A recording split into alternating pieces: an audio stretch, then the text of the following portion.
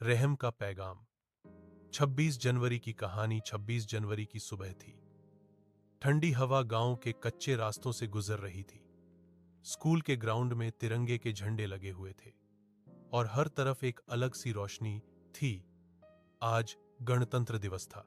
पूरा गांव इस दिन का बेसब्री से इंतजार करता था, क्योंकि यह दिन सिर्फ जश्न का नहीं बल्कि यादों और जिम्मेदारी का भी होता है। इसी गांव में रहीम नाम का एक 14 साल का लड़का रहता था। रहीम एक साधारण मुस्लिम परिवार से था। उसके अब्बा एक छोटी सी दुकान चलाते थे और अम्मी उसे बचपन से ही सच्चाई, रहम और इंसानियत का सबक सिखाती आई थी। रहीम स्कूल में पढ़ाई के साथ साथ इतिहास पढ़ना बहुत पसंद करता था, खासकर इंडिया के फ्रीडम फाइटर्स की कहानियां।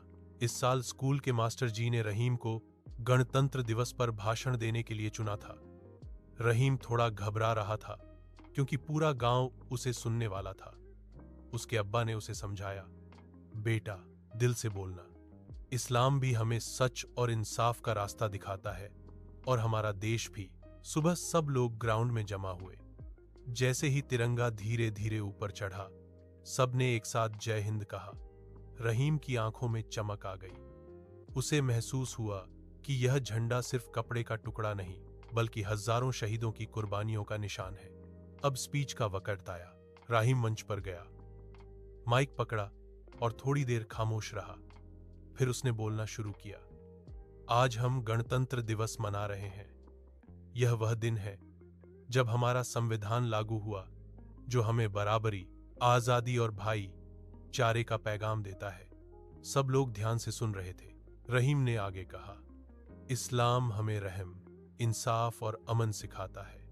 कुरान में कहा गया है कि अगर हम एक इंसान की मदद करते हैं तो यह पूरी इंसानियत की मदद के बराबर होता है। हमारा संविधान भी यही कहता है, सब बराबर हैं, चाहे उनका धर्म या मजहब कुछ भी हो।